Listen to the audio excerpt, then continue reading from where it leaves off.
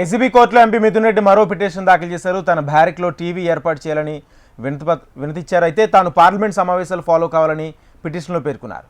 ఇక సిట్ విచారణకు నారాయణస్వామి ఇవాళ ఢుమ్మా కొట్టారు.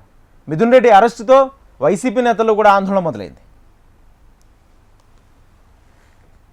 ఇక తదుపరి అరెస్ట్ ఎవరనేది వైసీపీ శ్రేణుల్లో చర్చ జరుగుతుంది. 20 రోజుల్లో మరో ఛార్జ్షీట్ ఉంటుందని ఇప్పటికే సిట్ అధికారి చెప్తున్నారు. అయితే ఈలోగా మరిన్ని ఆధారాలు సిద్ధం చేస్తామని కూడా సిట్ ప్రకటించింది. అయితే మిథున్ రెడ్డి ఏసీబీ కోర్టులో పిటిషన్ దాఖలు చేశారు. తన బ్యారెక్లో టీవీని ఏర్పాటు చేయాలి, పార్లమెంట్ సమావేశాలు జరుగుతున్న నేపథ్యంలో వాటిని ఫాలో కావాలి అంటూ కూడా ఏసీబీ కోర్టులో పిటిషన్ దాఖలు చేశారు మిథున్ రెడ్డి. ఏసీబీ కోర్టులో ఎంపీ మిథున్ రెడ్డి మరో పిటిషన్ దాఖలు చేశారు. తన బ్యారెక్లో టీవీని ఏర్పాటు చేయాలంటూ కోరారు. తాను పార్లమెంట్ సమావేశాలు ఫాలో కావాలని పిటిషన్లో పేర్కొన్నారు. సిట్ విచారణకు నారాయణస్వామి ఢుమ్మా కొట్టారు. అయితే మిథున్ రెడ్డి అరెస్టు నేపథ్యంలో వైసీపీ ముఖ్య నేతల్లో కూడా ఆందోళన మొదలైంది. ఇదే అంశానికి సంబంధించి పూర్తి సమాచారం మా ప్రతినిధి శ్యామ్ అందిస్తారు. శ్యామ్.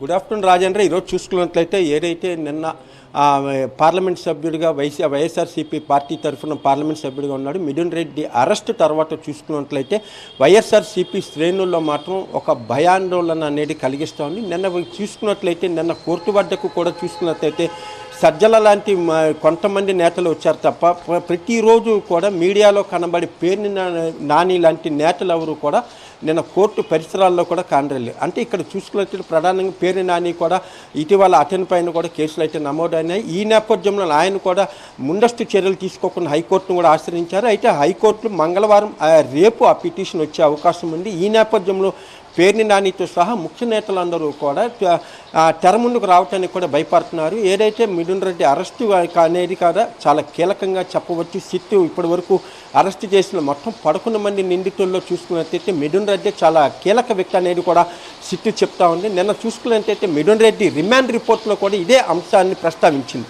ఇక్కడ మిథున్ రెడ్డికి తెలియకుండా ఎక్కడ ఏమీ జరగలేదు. ప్రతి శనివారం కూడా ప్రతి వీక్లీ సమావేశాల్లో కూడా మిథున్ రెడ్డి దీనికి సంబంధించి కూడా దిశాని నిర్దేశిస్తారు.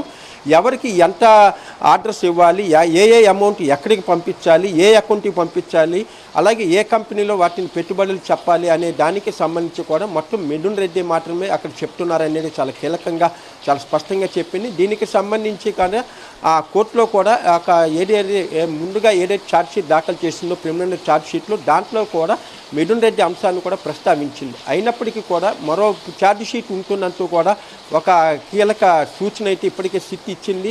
ఇప్పటి వరకు చూసుకుంటే మిథున్ రెడ్డితో కలిపి 12 మంది నిందితులు అరెస్ట్ అయ్యారు. అయితే మరో 28 మంది నిందితుల వరకు ఉండే అవకాశం ఉందంటూ కూడా మొత్తం చూసుకున్నట్టయితే 48 మంది నిందితుల పేర్లను కూడా దీంట్లో పెట్టారు. ఈ నేపథ్యం మరిన్ని అరెస్టులు ఉంటాయని కూడా భావిస్తున్నారు. మరోవైపు చూసుకున్నట్టయితే మిథున్ రెడ్డి తరఫున ఈరోజు కోర్టులో మరో పిటిషన్ దాఖలు చేశారు. ప్రస్తుతం రాజమండ్రి సెంట్రల్ జైల్లో ఉన్న మిథున్ రెడ్డికి చూసుకున్నట్లయితే పార్లమెంటు సమావేశాలకు తాను ఫాలో అవ్వాలి, తాను ఒక పార్టీ ఫ్లోర్ లీడర్గా ఉన్నాను కాబట్టి ఎప్పటికప్పుడు ఆ విషయాలు తాను తీసుకోవాలంటూ కూడా ఒక పిటిషన్ దాఖలు చేశారు. తన బ్యారెక్లో ఒక టీవీ ఏర్పాటు చేయాలని కూడా ఆయన పిటిషన్లో పేర్కొన్నారు. అయితే దీనికి సంబంధించి మరికొద్ది సేపట్లో ఏసీబీ కోర్టు వివరణ ఇచ్చే అవకాశం ఉంది.